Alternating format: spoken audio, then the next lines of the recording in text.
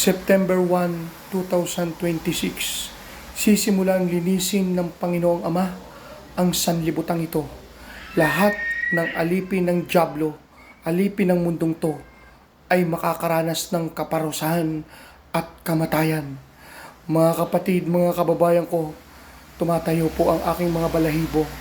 Ang paalala pong ito ay hindi lang po para sa akin, sa lahat po ng sangkatauhan sa sanlibutan ito. Totoo po ang sinabi ng Ama.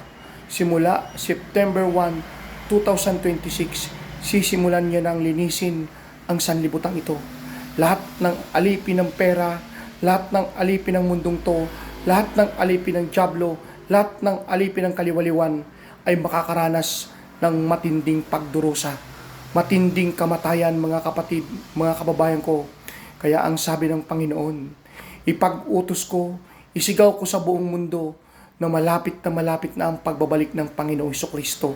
Magsisi na ang mga tao sa lahat ng kanilang mga kasalanan. Mga kapatid, mga kababayan ko, totoo po ang sinasabi ng Ama sa Marcos 1 verse 15 na ang takdang panahon ay kompleto na. Malapit na ang paghahari ng Diyos. Magsisi na kayo sa inyong mga kasalanan at manampalataya sa Ebanghelyo. Mga kapatid, mga kababayan ko, 4 na taon ang itinalaga ng Panginoong Ama upang linisin ang sanlibutan ito. Napakalinaw ng sinabi ng Ama, sa aking birth month, magsisimula ang Ama na linisin ang sanlibutan ito. Ako po ay ipinanganak taong September 20, 1987. Mga kapatid, mga kababayan ko, paulit-ulit napakalinaw na sinabi ng Ama, September 1, taon 2026, sisimula ng Ama na lilinisin ang sanlibutan ito. Kaya mga kapatid, mga kababayan ko, lumuhod po tayo sa ating Panginoon. Magpakumbaba po tayo sa ating Ama. Pagsisihan po natin ang ating mga kasalanan. Kung gusto po natin na tayo ay maligtas sa dagat-dagatang apoy, sa lawa ng apoy, sa impyerno. Napakalinaw po mga kapatid, mga kababayan ko, ang sinabi ng Ama. Sisimulan niyang lipunin ang lahat ng kasamaan sa sanlibutan ito sa buwan ng kapanganakan ng modernong Noe sa panahon na ito. Mga kapatid, mga kababayan ko, ang paalalang ito ay hindi lang po para sa akin, para sa aking mga kamag-anak, kaibigan, follower at sumusuporta, kung hindi po sa buong Pilipinas, sa buong sanlibutan ito, sa 112 million na katao sa Pilipinas. Pinapaalalahanan po tayo ng Panginoon, ng Ama, ng paulit-ulit, na magsisi na po tayo sa ating mga kasalanan at magbalik loob sa ating Panginoong Diyos. Nire-remind po tayo ng Ama sa Mateo 16 verse 26. Ano ang papakinabangin ng isang tao kung makamtan niya ang buong sanlibutan, subalit mapapahamak naman ang kanyang buhay sa lawa ng apoy sa impyerno. Mga kapatid, mga kababayan ko, 4 na taon ang itinalaga ng Panginoon upang paalalahanan ko ang lahat ng bayan, ang lahat ng probinsya sa bansang ito, sa Pilipinas, kasama ang lahat ng bansa sa sanlibutan ito. 4 na taon ang ibinibigay ng Ama upang ang mga tao ay magsisi sa kanilang mga kasalanan sa buong sanlibutan. At kung ito ay masusunod, mga kapatid, mga kababayan ko, mangyayari at mauulit ang nangyari sa panahon ni Jonas. At kung ito po, mga kapatid, mga kababayan ko, ay masusunod, mauulit po ang nangyari sa panahon ni Jonas, na pagkatapos ng 40 dias ay hindi po mangyayari ang sinabi ng Panginoon na wawasakin ang Ninive. Ang mga tao ay lumuhod, nagsisi sa mga kasalanan, nanampalataya sa Panginoon. Kaya mga kapatid, mga kababayan ko, kung gusto po natin na maligtas tayo sa lawa ng apoy sa impyerno, 1 buwan na lang po ang natitira. Magsisimula na pong lipunin ang lahat ng kasamaan sa sanlibutan ito.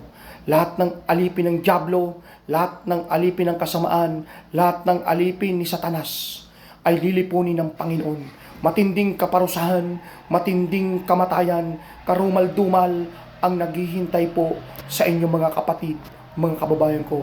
Kaya mag-repent na po tayo, magsisi na po tayo. Mayroon po tayong 4 na taon upang pagsisihan ng ating mga kasalanan At kung dumating ang 2030 na ang mundong ito ay alipin pa rin ni Satanas, wawasakin ng Panginoon ang sanlibutan ito sa pamamagitan ng apoy, sa pamamagitan ng lindol, sa pamamagitan ng malawak na baha, sa pamamagitan ng pagputok ng bulkang mayon.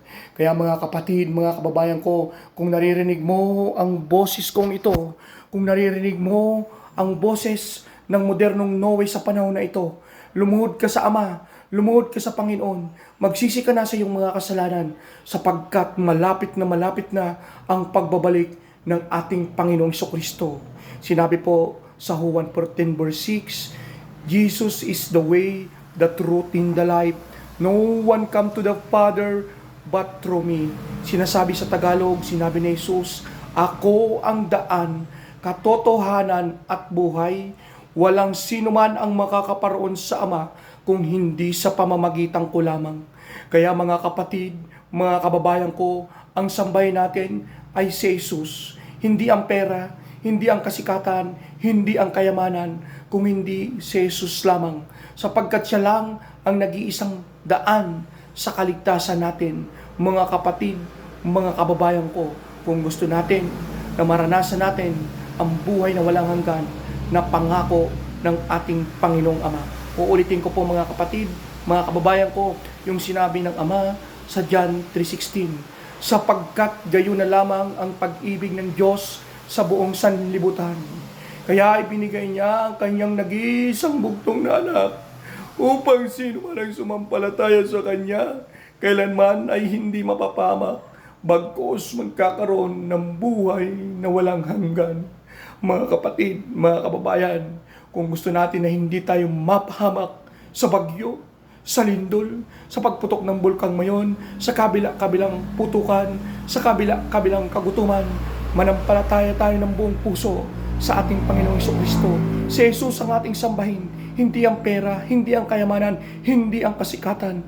Mga kapatid, mga kababayan ko, malapit na ang paghahari ng Diyos. Amen. Hallelujah, praise the Lord.